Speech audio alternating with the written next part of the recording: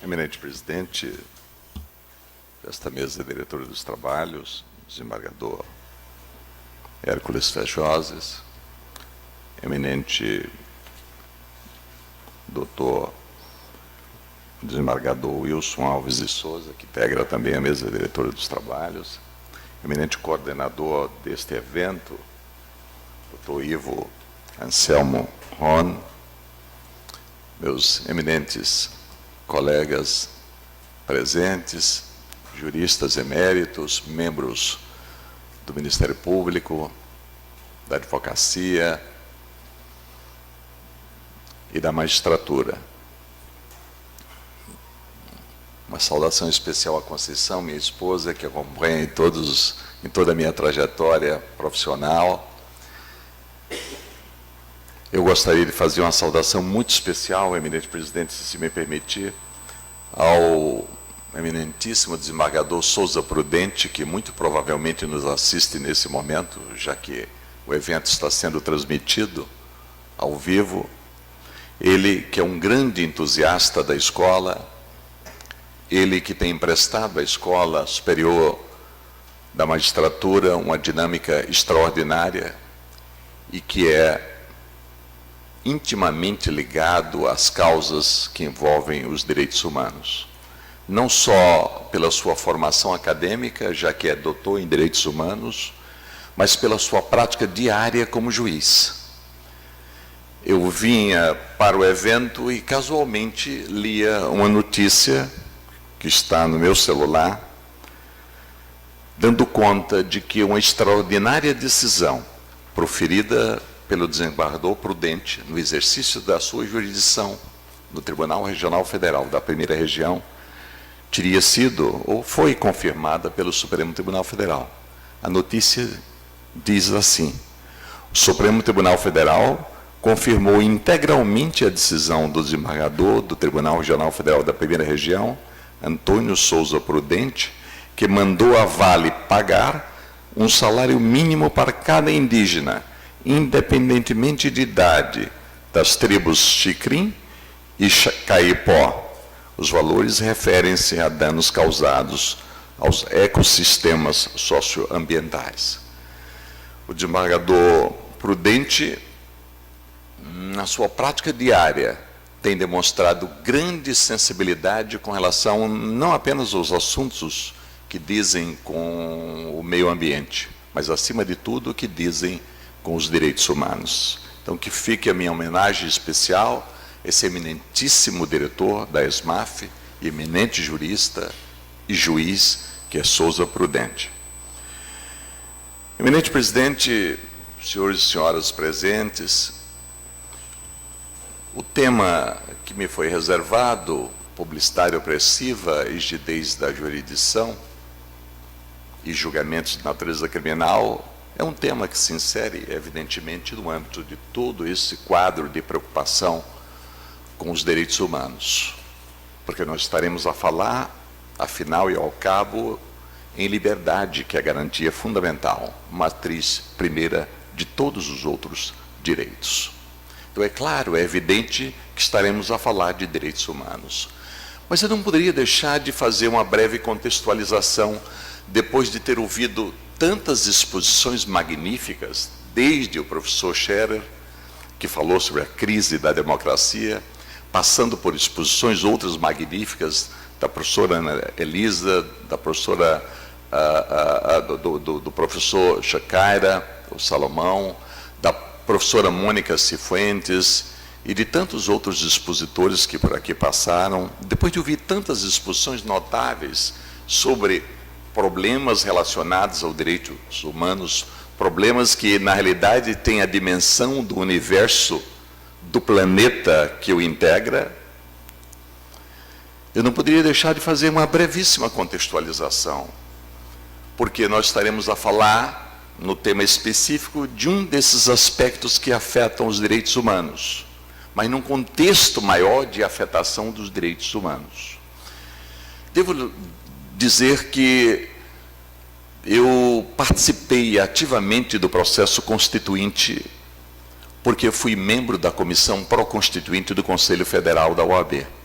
Na época, professor Salomão, eu integrava também a Comissão de Acesso à Justiça do Conselho Federal da OAB, já que fui conselheiro por mais de 15 anos. E com grande entusiasmo participei do processo constituinte, com articulações quase que diárias durante um período significativo de 22 meses, não chegamos a 2 anos, com Bernardo Cabral, que foi o relator geral da Constituinte, com Nelson Jobim, que integrou a Comissão de Sistematização. E testemunhei como se construiu o sistema de garantias na Constituição de 88. E com que ideologia se constituiu o sistema de garantias na Constituição de 88. A ideia era de superar a experiência terrível do passado, representada por uma ditadura brutal, era acabar com o estado do segredo que dominou aquele período crítico e terrível da vida brasileira, e restabelecer a democracia brasileira, se não estabelecer uma nova ordem democrática. Era esse o compromisso, com aquela ideia que hoje está expressa em uma das normas estruturantes da Constituição brasileira, a de construir uma sociedade livre, justa e igualitária. Era essa a filosofia que presidia a atuação de expressivos segmentos da sociedade brasileira, de que seja exemplo notável a Ordem dos Advogados do Brasil, que historicamente sempre tem contribuído na luta pelo aperfeiçoamento, contra o arbítrio e pelo aperfeiçoamento institucional no Brasil. Foi com essa ideia e imbuído desse espírito que nós lutamos terrivelmente para que a carta superasse o grande vício, professor Scherer, que as cartas políticas brasileiras sempre tiveram: a ineficácia. A história do direito constitucional brasileiro é uma história de ineficácia normativa. De que seja exemplo a Constituição de 46, votada por uma Assembleia Constituinte originária, foi, como todos os constitucionalistas registram, uma Constituição liberal e progressista, mas tão liberal e progressista quanto ineficaz, porque havia um fenômeno terrível que ainda existe e que é difícil de superar, que se identificou como sendo a omissão legislativa, a falta de atuação do legislativo para implementar as normas constitucionais programáticas, de que dependiam significativos avanços havidos no texto constitucional. Na Constituição de 88, a ideia central era essa: como superar a omissão legislativa, já que de nada adianta enunciar direitos humanos, se nós não tivermos mecanismos efetivos de implementação, ou se não conseguirmos, isto é pior, desenvolver uma cultura da eficácia, uma cultura do cumprimento, uma cultura da vinculação ao que se venha, ou que se viesse a estabelecer constitucionalmente como sendo o nosso Estado democrático de direito. E, a partir daí, ninguém poderá negar, nós construímos, professor Scherer, um dos diplomas constitucionais mais ricos do mundo. E eu lhes direi quem testemunhou isso como uma das maiores autoridades do mundo à época que se ocupava do tema, o professor Mauro Capelletti. Estava eu na conferência da Ordem dos Advogados do Brasil em 1990, 2 anos após a vigência da Constituição. A Constituição me acompanhou no evento. Eu era presidente da Comissão de Acesso à Justiça do Conselho Federal e fui designado pelo presidente Ofi Figueiras Cavalcante, o pai, que era o presidente do Conselho Federal, para acompanhar o professor Mauro Capelletti durante a sua estada em Belo Horizonte, na conferência. Participou dessa conferência e participou também em São Paulo, na Conferência Internacional de Direitos do Consumidor, em que falou sobre direitos do consumidor, consumidores e acesso à justiça. O professor Mauro Capelletti, todos sabem, foi um dos maiores juristas do século passado. Ele, juntamente com um professor americano chamado Brian Garth, da Universidade de Stanford, ele escreveu o maior report mundial sobre acesso à justiça. Access to Justice, the Worldwide Movement to Make Rights Effective. Uma obra notável, de dimensão planetária, em que ele analisa os sistemas jurídicos dos países mais avançados do mundo, do ponto de vista da eficácia dos direitos enunciados. Mas, estudando o fenômeno do acesso à justiça, não apenas numa dimensão formal, mas numa dimensão material, de efetivação dos direitos. Não cuidando apenas do acesso à justiça na dimensão do acesso ao judiciário, mas do acesso às políticas sociais que permitem a realização daquilo que a gente pode traduzir como satisfação dos direitos fundamentais que consubstanciam a dignidade da pessoa humana. Ninguém no mundo fez sobre esse tema nada parecido com o que Mauro Capelletti fez com o professor Brian Garth no seu famoso, notável relatório. Estamos falando dos anos de 1970. O professor Capelletti deu a conferência magna de abertura da Conferência Nacional da OAB em Belo Horizonte.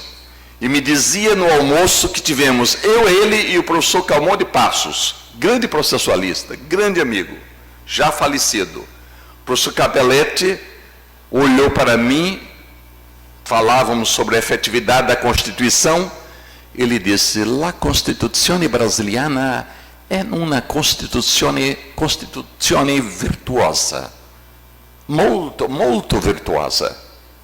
Il problema è l'efficacia. Realmente, mais uma vez, nós estamos diante de uma Constituição, como estamos, de uma Constituição notável em direitos enunciados. A Constituição brasileira de 88, ela tem o sistema de controle de constitucionalidade mais completo do mundo. Os americanos têm o sistema difuso. Os europeus continentais têm o sistema de origem keynesiana, controle abstrato, direto.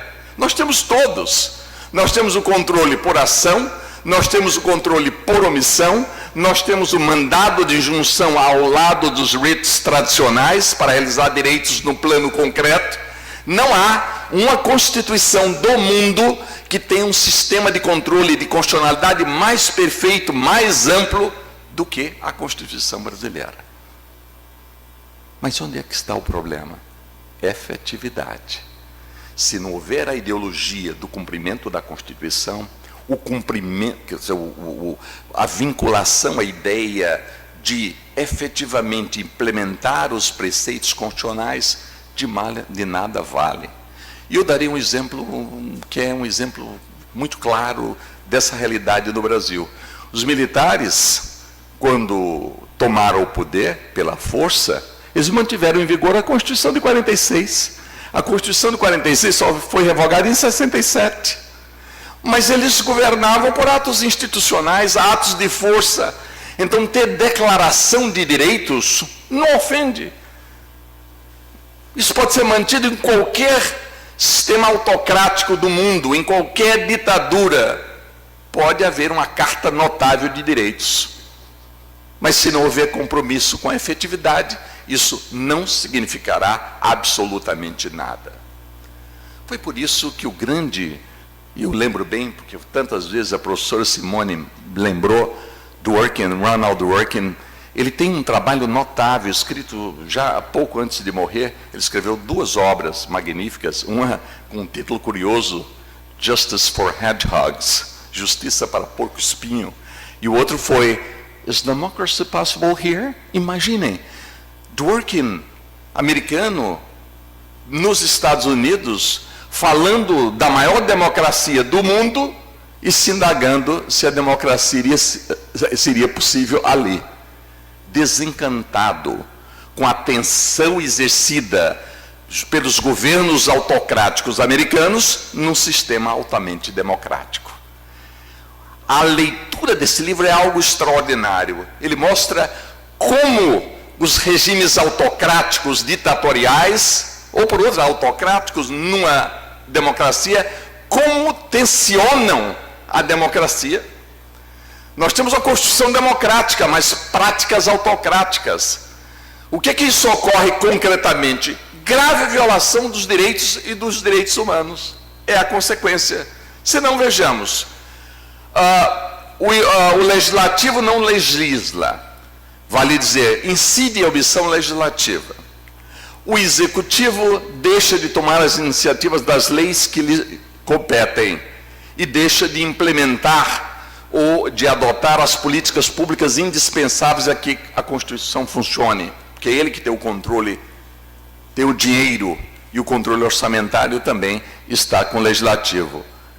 E de outro lado, o poder judiciário, que no caso específico de que cuidamos, deveria ter uma função contramajoritária, essencialmente contramajoritária, também se perde e termina a revelar um quadro de absoluta confusão entre as suas atribuições e competências constitucionais e a dos outros poderes. Então isso faz gerar um fenômeno de profunda descrença no próprio poder judiciário, quando, por exemplo, no que vimos aqui, o Supremo Tribunal Federal quer ser, ao mesmo tempo, um tribunal contramajoritário, como é da essência da Constituição e de sua atuação como tribunal constitucional. Ele quer ser representativo, vale dizer, ele quer ser majoritário, suprir as omissões do legislativo ou do executivo, quando a sua tarefa seria julgar, para exercer o controle, e passa a ser mais iluminista. Esse é o Supremo, por exemplo, defendido por um grande acadêmico, ninguém nega, que é o professor Barroso. Mas o Supremo, que viola, em assim, se pondo frontalmente a Constituição. O Supremo não pode ser representativo, seus membros não foram eleitos pelo povo. Ele tem que ser o responsável pela aplicação da lei, como disse o professor Salomão, e da Constituição. Ele não está ali para reformular a ordem jurídica, ou, para usar uma expressão referida pela eminente professora Simone Schreiber, para fazer a releitura moral da Constituição, para colocar em lugar dos preceitos axiológicos postos pelo Constituinte, uma outra ordem que ele entende não ser aquela que teria sido posta na Constituição.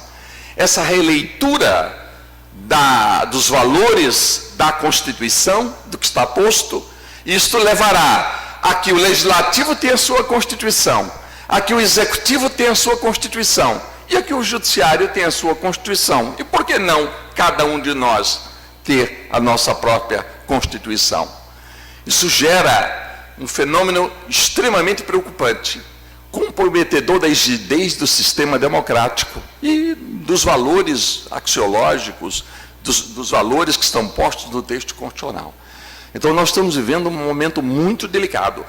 É muito claro perceber isso. Eu lembro rapidamente, o Supremo Tribunal Federal, em examinando na famosa DPF 347, o Supremo declarou o estado de inconstitucionalidade do sistema prisional brasileiro.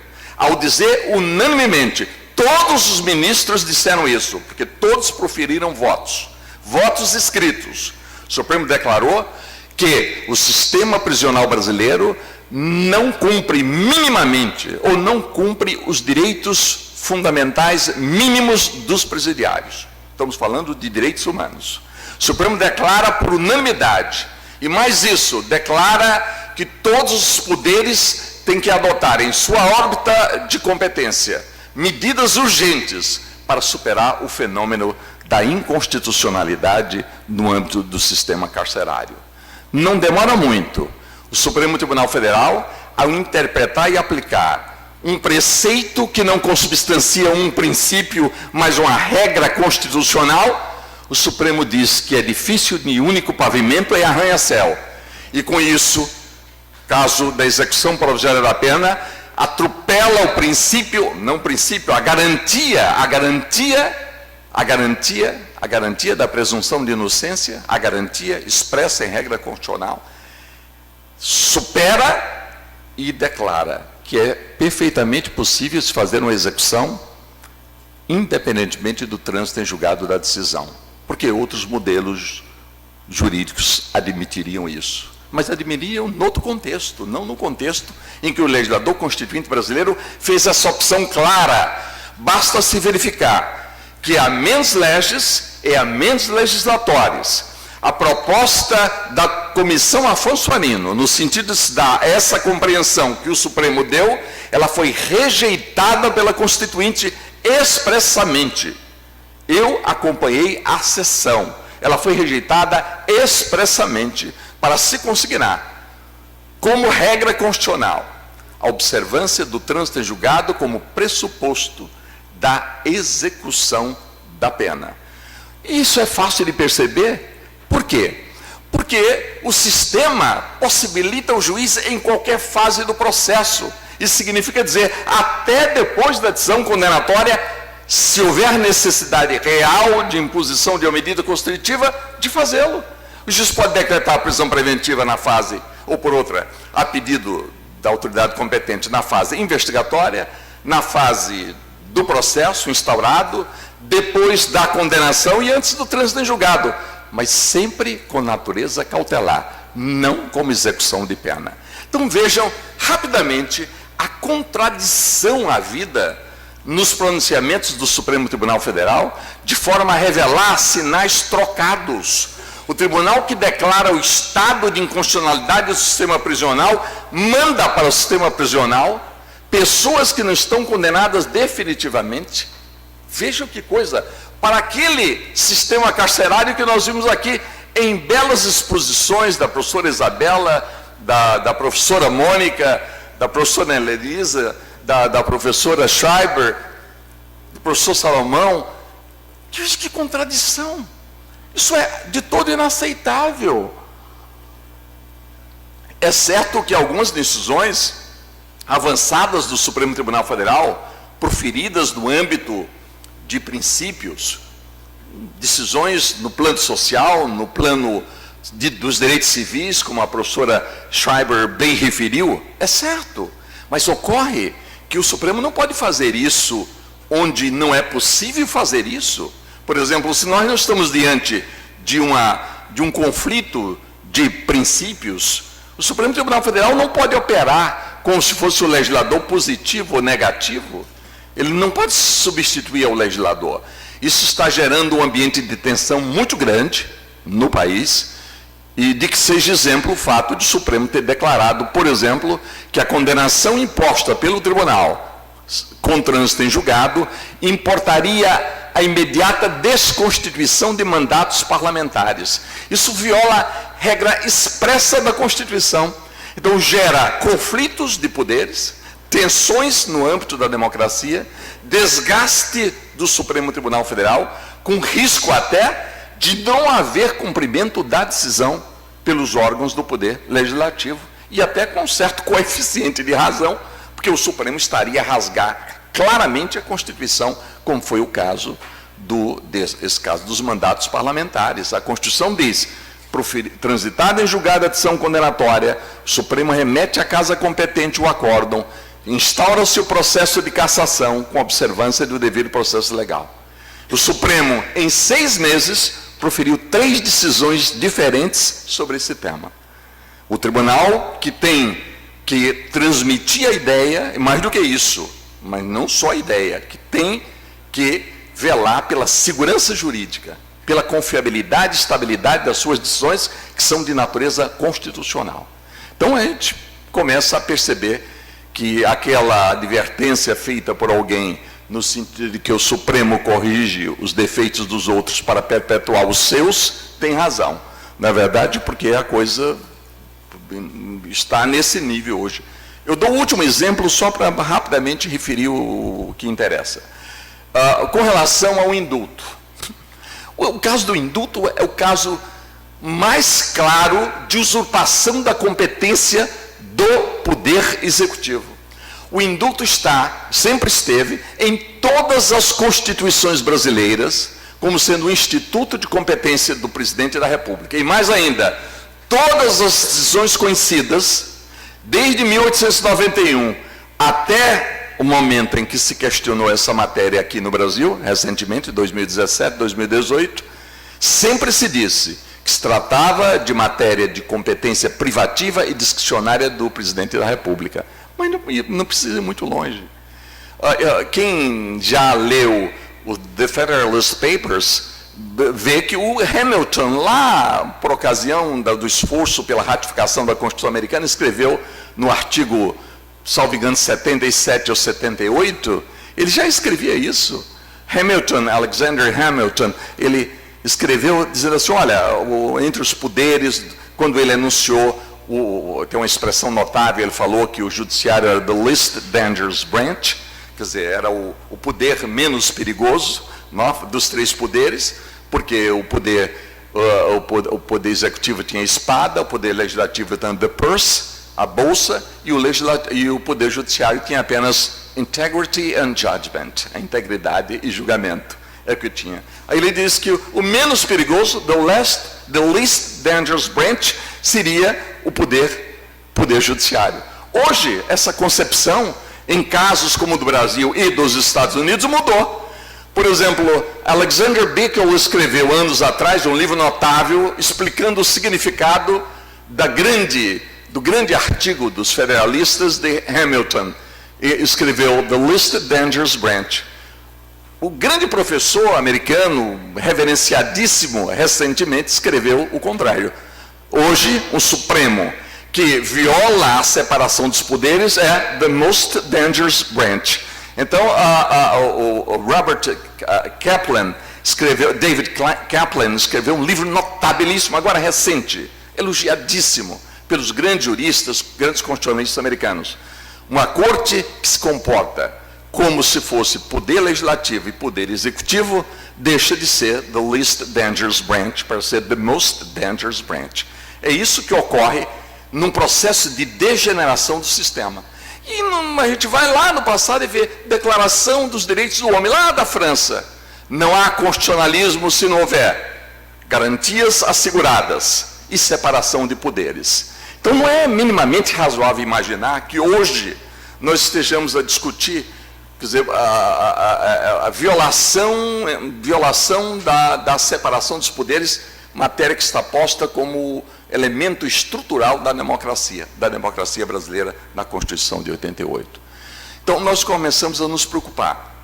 E essa preocupação, ela se projeta mais gravemente em temas que envolvem direitos fundamentais, como a liberdade, quando a matéria é acolhida pelo fenômeno preocupante da publicidade opressiva.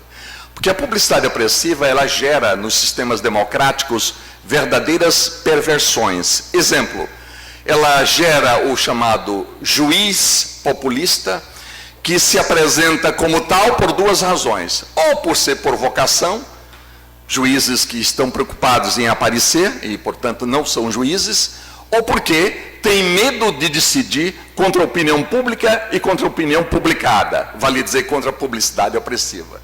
Então eu costumo dizer nos meus escritos que há dois tipos de juízes. Há juízes, os populistas, obviamente, que isso não significa a maioria dos juízes, mas aqueles que não têm exata percepção do que é a função jurisdicional. É o populista por vocação e o populista por medo. Aquele que não usa as prerrogativas da magistratura para proteger o jurisdicionado. Então as prerrogativas são para a autofruição do juiz. Então o juiz tem a prerrogativa que tem, as prerrogativas que tem, para decidir contra a opinião pública, inamovível, tal. Por quê? Para decidir contra a imprensa, se for o caso, e não o contrário. Então isso é extremamente preocupante. Então, onde entra o fenômeno da publicidade opressiva, então o sistema de garantias pode ser comprometido gravemente. Estamos falando de comprometimento do nosso sistema de garantias que projetam consequências para os direitos humanos, como a liberdade. O processo, nós acompanhamos isso na Constituição, professor Scherer. O processo ele foi concebido na Constituição sob um plexo de notáveis garantias que vêm de diversos sistemas. Por exemplo, o sistema anglo-americano nos deu o due process of law, o devido processo legal, e nós o incorporamos já com a experiência de 2 séculos e um quarto de século da experiência americana. O due process aparece como per legem terre, lá na Carta Magna de 1215, depois no Bill of Rights, a inglês aparece como the Law of the Land, depois aparece como due process of law, mas foi nos Estados Unidos, a partir da Declaração do Povo de Virgínia, ainda colônia, que o due process ganhou uma dupla dimensão que veio a se desenvolver nos Estados Unidos, formal e material. E então, depois da Constituição genérica, principiológica, a Constituição americana, vieram as emendas consubstanciadoras de um Bill of Rights. Na quinta emenda da Constituição, se definiu o due process como direito do cidadão americano. Mas não bastou, porque diante de um sistema federalista puro, em que os estados têm autonomia, não bastava enunciar o direito do cidadão, porque os estados começaram a entender que esse direito era oponível às instâncias da União, os tribunais federais e não os tribunais estaduais. Então eles tiveram que editar uma emenda lá, 14ª. A quinta emenda diz assim: no person shall be deprived of life, liberty or property without due process of law. Ninguém, é o inciso 54 do artigo 5º da Constituição brasileira, menos a palavra life. Eu acompanhei como se construiu isso na Constituição. Nós sentamos, éramos da Comissão Pró-Constituinte, sentamos com Bernardo Cabral, eu perguntei ao senador Bernardo Cabral, lembrei isso na conferência que eu dei dos 25 anos da Constituição, conferência promovida pelo Conselho Federal da OAB. Eu fiz a conferência de encerramento, Bernardo Cabral presidindo, e eu lembrando o episódio. Eu cheguei para o professor Bernardo Cabral e indaquei: professor Bernardo, mestre Bernardo, senador, ele tinha sido presidente da OAB, e nós da comissão. A comissão tinha contribuição de Eros Grau, Carlos Brito, Carmen Lúcia, eu, professor Ada Greenover, e eu era o coordenador da comissão. Aí eu indaguei, disse: mestre Bernardo, o que é que nós temos de proposta para o devido processo legal? Aí ele diz assim: na boa. Aí vou chamar meu assessor. O assessor diz assim: senador, a proposta é do professor Siqueira Castro. Siqueira Castro tem um livro no Brasil com o nome de Devido Processo Legal, que é a tradução da tese dele de mestrado na Universidade Yale, nos Estados Unidos. Então, a proposta qual é? Aí ele diz assim: ninguém será privado dos seus bens ou da sua liberdade sem o devido processo legal, que é o inciso 4º do artigo 5º da Constituição hoje. Aí eu disse: olha, a nossa ideia é que num sistema de direito escrito como o nosso, só enunciar o devido processo com essa generalidade não vai nos permitir construir a dupla dimensão que os americanos levaram 2 séculos e um quarto de século para construir no sistema da common law, em que a possibilidade que os tribunais têm de construir a norma é imensa. Porque no sistema da common law, os direitos constitucionais materiais americanos são firmados pela Suprema Corte em precedentes vinculativos. A doutrina dos stare decisis, que os americanos em inglês, dão conotação em inglês, chamam de stare decisis, mas não tem nada a ver de stare decisis, stare decisis. É a doutrina que vincula as decisões, que empresta efeito vinculante às decisões da Suprema Corte, salvo quando ela declara que aquele caso não tem aquele efeito, mas em regra tem. Então vejam bem, aí nós dissemos assim: olha, nós vamos propor um desdobramento. Não seria interessante a gente já projetar no texto constitucional aqueles núcleos que estão consubstanciados em decisões proferidas pela Suprema Corte americana, como por exemplo, os americanos levaram mais de um século, quase 2 séculos, para estabelecer que o direito à assistência técnica por advogado em qualquer julgamento criminal é projeção do due process of law. Isso veio em 62, no caso Gideon versus Wainwright, em plena Corte Warren, foi a corte mais progressista da história da Suprema Corte americana, Earl Warren. Então, eles fixaram em 62. Não é? A ilicitude da prova eles vieram estabelecer séculos depois, para saber se numa investigação criminal a utilização de uma prova com violação aos limites impostos aos poderes investigatórios e persecutórios do Estado, se poderiam ser usados num processo criminal. Eles vieram estabelecer quase 2 séculos depois, nos precedentes Math versus Ohio, Wangson versus United States of America e Garrett versus New Jersey.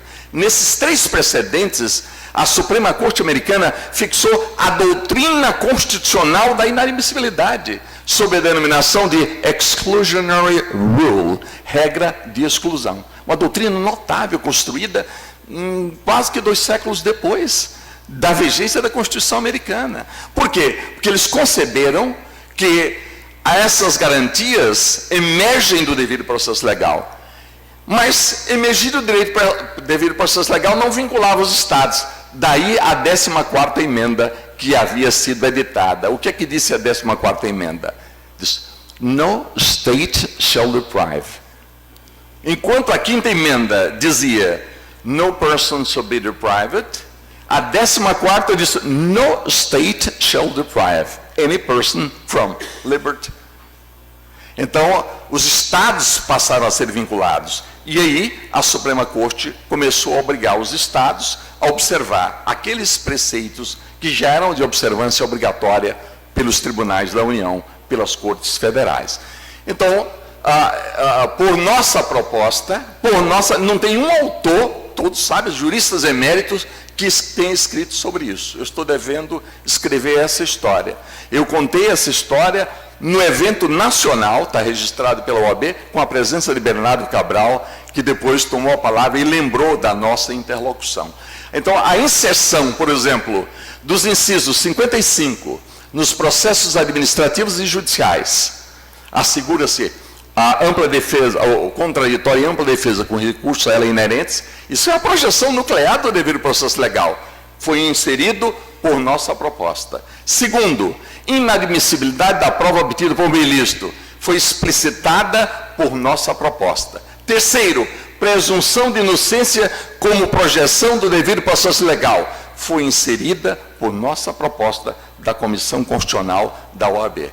Então, nós ajudamos um pouco a construir o sistema de garantias. E então, o processo nasce nesse contexto em que o devido processo projeta garantias notáveis, universais, digamos assim, como juiz natural, presunção de inocência, não é? Ampla defesa e contraditório. Ele aparece não como instrumento de opressão judicial, mas como instrumento de realização, se não da justiça ideal, pelo menos do direito. Então, esse é o processo constitucional estabelecido na Carta de 1988. E aí vem um fenômeno extremamente preocupante e põe em risco todas essas garantias. Mas põe em risco essas garantias numa dupla dimensão. Em primeiro lugar, a publicidade opressiva que compromete a rigidez da defesa não apenas prejudica o direito do cidadão como se fosse um direito particular. Não existe esse direito particular quando se trata da liberdade. Isso se projeta como risco para a rigidez da jurisdição. Então nós temos uma dupla dimensão. Quando a publicidade opressiva se exerce sobre um determinado julgamento, ele compromete 2 valores magnos: o direito de defesa e a rigidez da jurisdição. O de direito de defesa assegurado pelo Estado ao cidadão, em face das ações do próprio Estado, e de outra parte, o dever de prestação jurisdicional rígida, justa ao cidadão.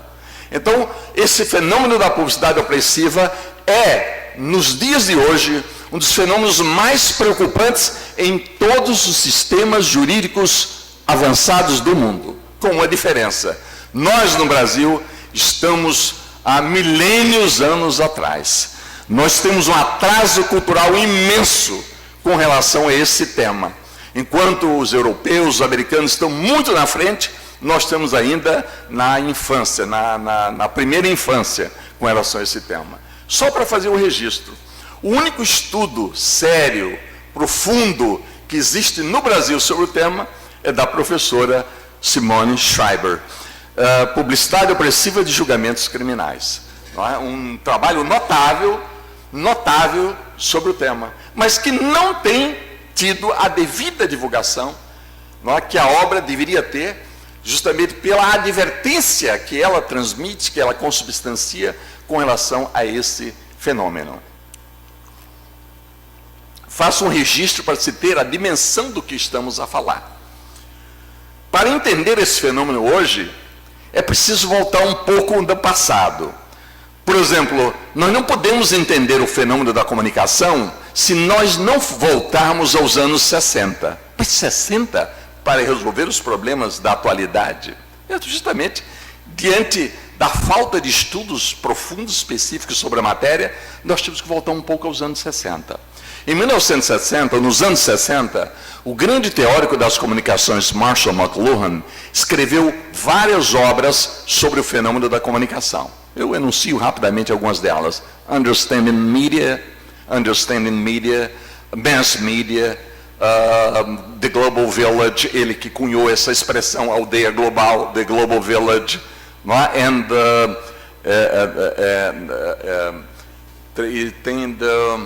e tem uma outra que eu me lembro já.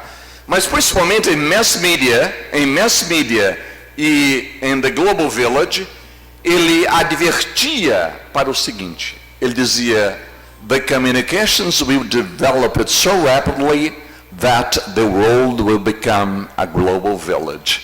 Então ele já advertia que o desenvolvimento das comunicações se daria de forma intensa, tão intensa nas próximas décadas, esse aí ele falou em 68, que o mundo se transformaria numa aldeia global. Então ele é saudado pelos grandes teóricos da comunicação como tendo previsto a internet nos anos 60. Ele foi saudado pelo New York Times, coincidentemente estava em Nova York, quando um caderno especial do New York Times celebrou os 100 anos de nascimento de Marshall McLuhan. O título era mais ou menos assim, Marshall McLuhan, 100 Years, the Prophet of the Media, who predicted Internet 30 years before it was invented.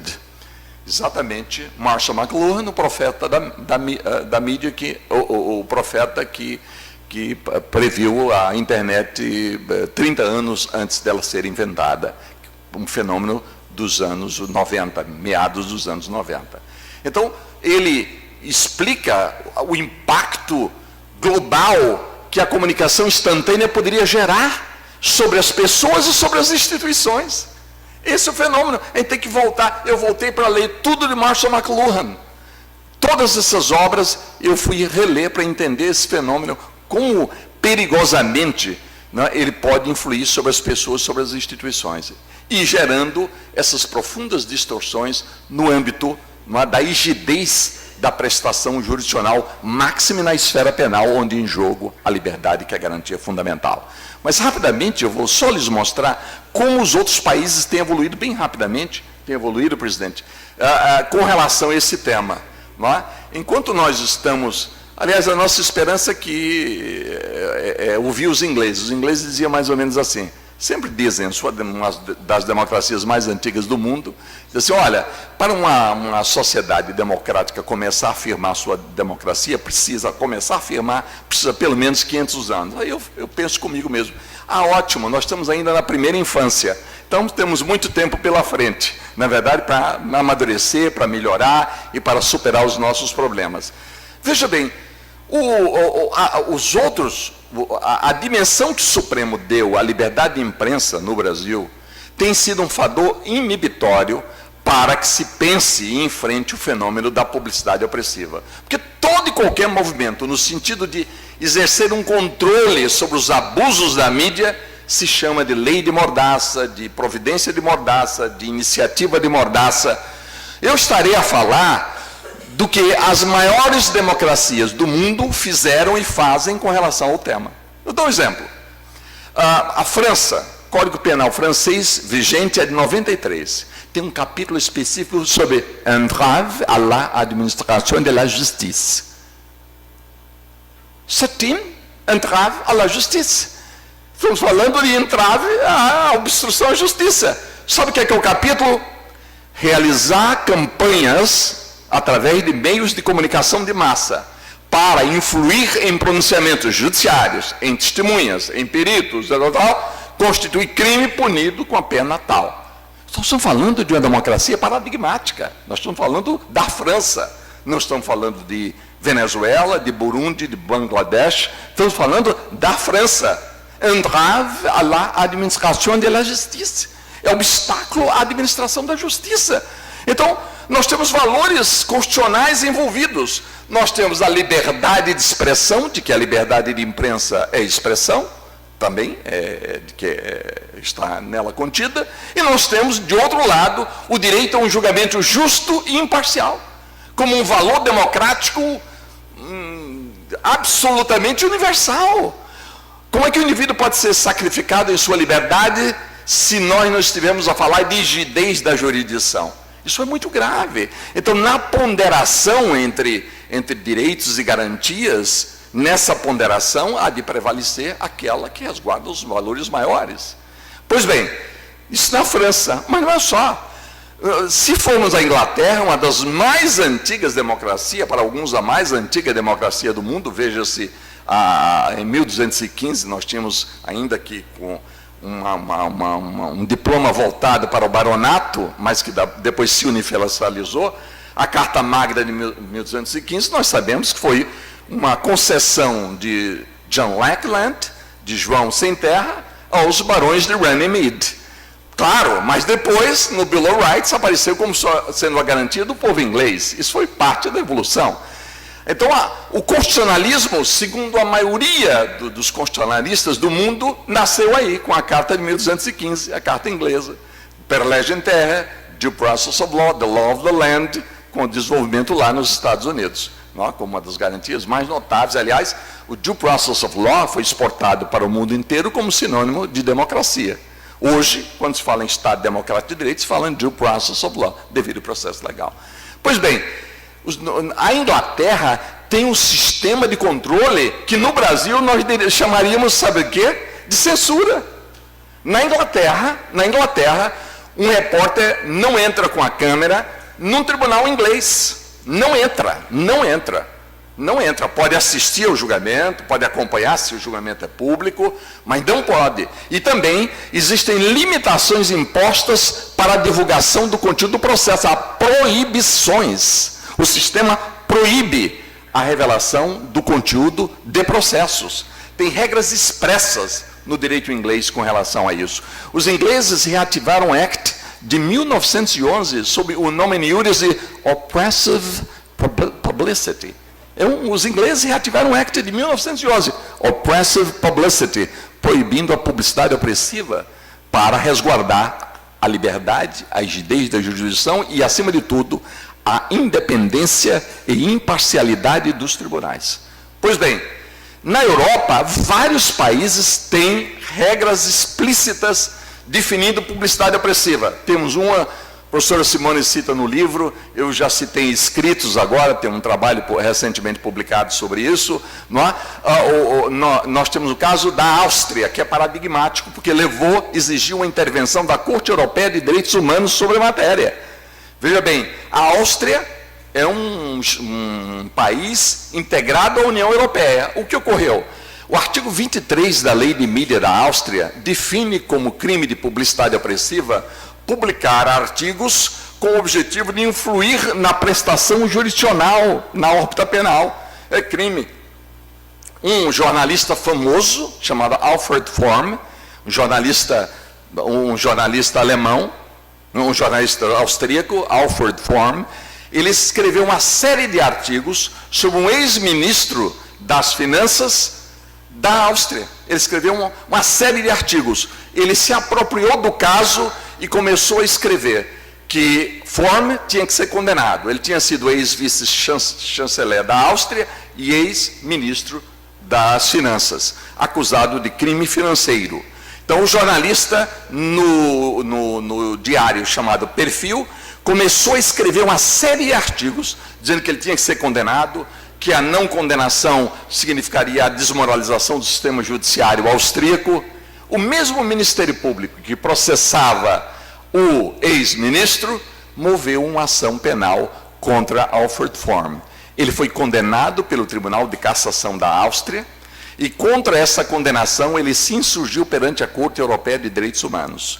E ele se insurgiu da seguinte forma: a Corte Europeia, no seu artigo 10, na Convenção, melhor dizendo, na Convenção sobre Direitos Humanos e Liberdades Fundamentais, artigo 10, estabelece o direito livre, direito à expressão, direito liberdade de imprensa, tudo isso está enunciado. Aliás, isso vem de convenções internacionais. O que está na Constituição brasileira é uma reprodução das convenções internacionais que estão reproduzidas na Convenção Europeia sobre Direitos Humanos e Liberdades Fundamentais. Então, o mesmo âmbito de liberdade de expressão de imprensa que está na nossa Constituição é o que está na notável e avançadíssima Convenção Europeia sobre Direitos Humanos e Liberdades Fundamentais. Alfred Form, o que fez? Ele entrou, constituiu um advogado com atuação perante a Corte Europeia e entrou com a reclamação, dizendo que o artigo 23 da Lei de Mídia da Áustria, com base na qual ele tinha sido condenado, era incompatível com o artigo 10 da Convenção. E, portanto, a Corte Europeia deveria cassar a decisão austríaca, reconhecendo e declarando a absoluta incompatibilidade da lei austríaca com o regime de liberdades consubstanciado na Convenção Europeia sobre Liberdades e Garantias Fundamentais. Era essa a questão. Diante da relevância do tema, porque havia um conflito entre direitos e garantias, não? A Comissão Europeia de Direitos Humanos fez um juízo prévio de admissibilidade e a matéria evoluiu para a Corte Europeia de Direitos Humanos.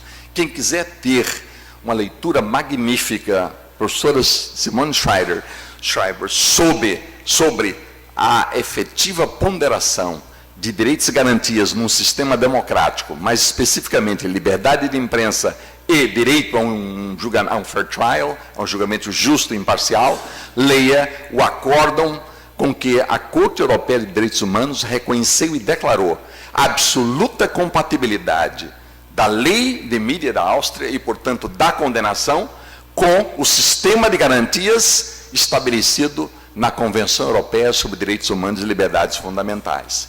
É um acórdão notabilíssimo que tem na ementa o seguinte enunciado. Vou tentar lembrar. A journalist's conviction for publishing articles capable of influencing the outcome of criminal legal proceedings.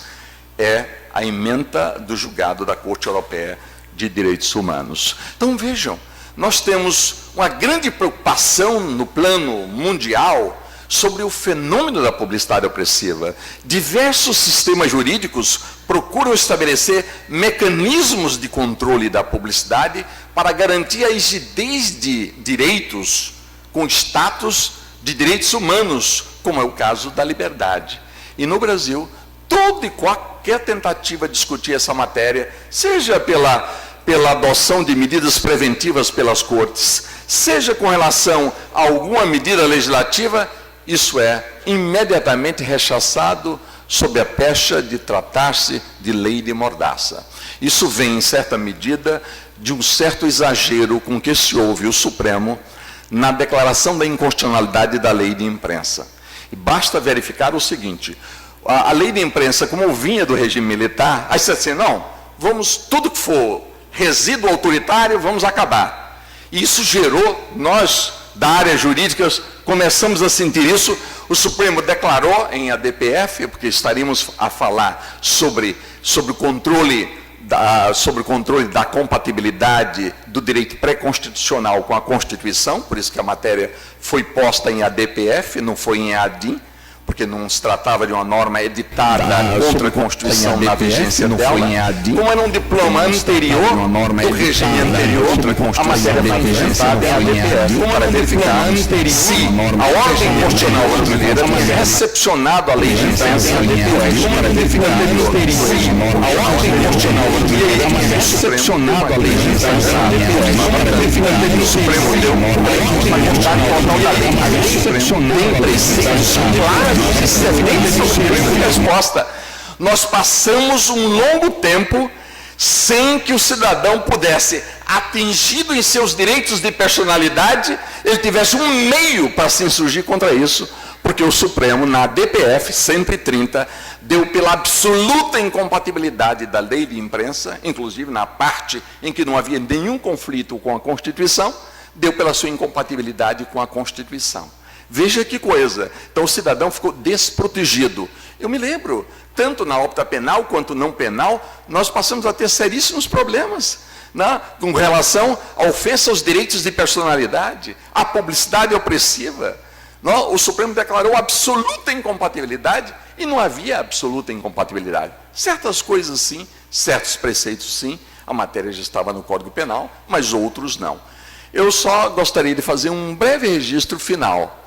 Eu fui membro de 3 comissões de reforma do Código Penal. Em 2 delas, eu levantei essa questão, e em 2 delas, a proposta foi acolhida. Eu, só para não dizer que eram comissões, eventualmente comissões autoritárias, vou citar a comissão Evandro Lins e Silva, 98. Eu fui membro da comissão, Evandro Lins era, inclusive, membro e consultor da comissão, participou dos debates. O que ocorreu?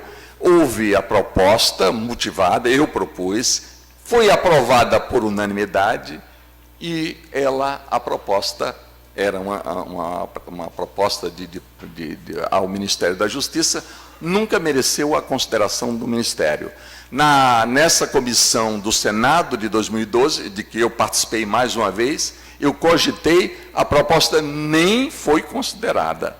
Então, não há nenhum apreço, nenhuma preocupação com o enfrentamento dessa questão. Vejam bem, eu não estou a dizer que um fenômeno dessa gravidade, que um fenômeno dessa magnitude, se resolve simplesmente editando-se uma norma legal. Mas não é menos certo de que uma reação institucional com a edição da norma é um ponto de partida.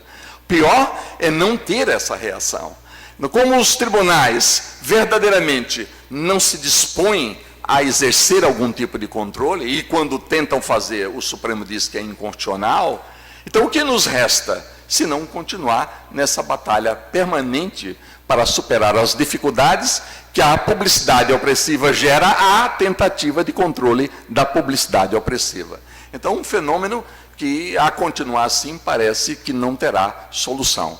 Eu estou grandemente preocupado com isto, porque é esse fenômeno que gera grandes perversões no sistema. De que seja exemplo, a tal da Operação Lava Jato. Ninguém é favorável à corrupção e à impunidade. Eu sou cidadão e jurista antes de ser advogado.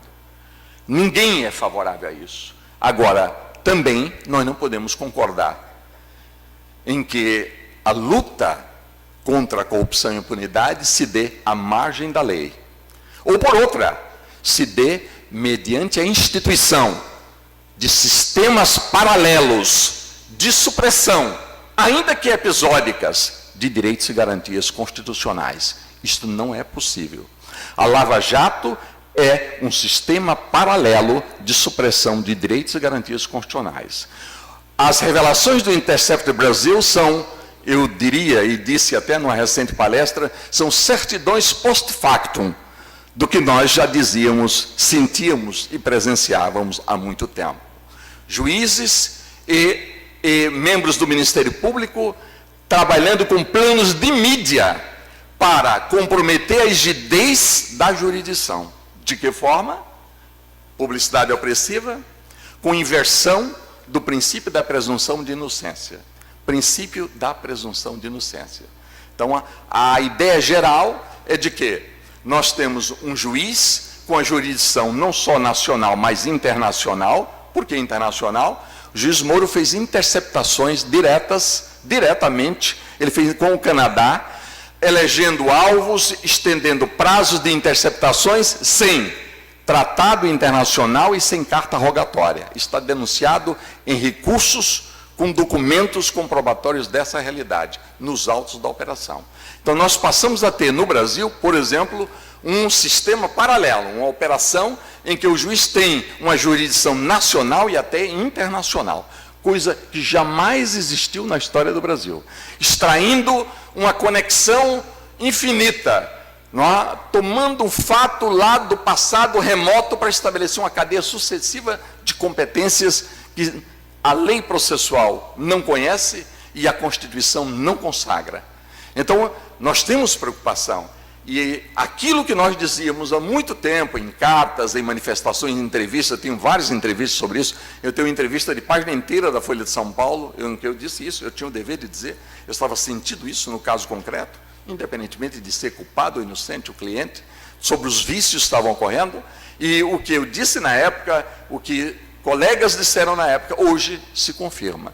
Então, o que nós queremos é um sistema rígido, que observe a Constituição e que, por isso mesmo, não só traduza o direito, mas a justiça que nós tanto almejamos. Nós temos um sistema constitucional notável, que deve ser observado, temos que pugnar por eles, os juízes têm um instrumental notável e têm o enorme dever de atuar de forma contramajoritária, usando das suas prerrogativas para fazer esses direitos.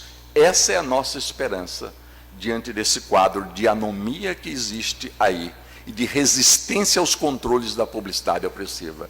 Por isso eu dizia, e lembro mais uma vez, que nós precisamos, já que, de juízes como Simone Schreiber. Eu lembrava Sebastião Reis, que esteve comigo, porque todos sabem que são juízes que têm a coragem de suas convicções. E eu me lembro, para terminar, de um episódio que envolveu o Justice, tem lá suas excentricidades, mas foi tido como um grande Justice da Suprema Corte Americana, Holmes. Ele foi muito criticado e não é perdoado pelo episódio da esterilização, mas ele é reconhecido, ele tem uma contribuição notável, por exemplo, na área da liberdade de expressão, ele foi um campeão. Ele defendia a tese do free marketplace of ideas. É ele que inspirou, ele que deu a melhor interpretação à primeira emenda e que leva hoje os Estados Unidos a serem o país que mais tolerante se revela no mundo em tema de ofensa cometida por via de excessos na liberdade de expressão e de imprensa. Os americanos têm o sistema mais tolerante. Tanto é assim que os ingleses, que têm um sistema bem mais severo, os ingleses, quando recebem uma ação relativamente a abusos no exercício do direito de expressão e de imprensa, na verdade, os ingleses são muito duros e, portanto, eles levam à condenação, quer dizer, os agressores. E relativamente a matérias que envolvem livros publicados conjuntamente nos Estados Unidos e na Inglaterra, o que os americanos fizeram? Eles editaram a lei para que os americanos não tivessem que executar as decisões proferidas, condenatórias proferidas na Inglaterra contra americanos relativamente ao abuso do direito de imprensa e de liberdade de expressão.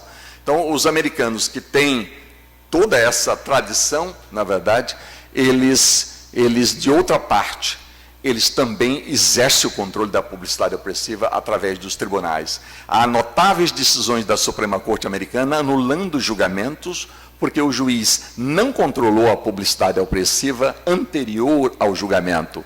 E as decisões dizem, não precisa demonstrar o prejuízo é presumido. Ele é presumido, como fez a Corte Europeia de Direitos Humanos, quando disse que não precisa demonstrar que a publicidade opressiva efetivamente influenciou, porque é quase impossível saber em que medida influenciou ou se influenciou.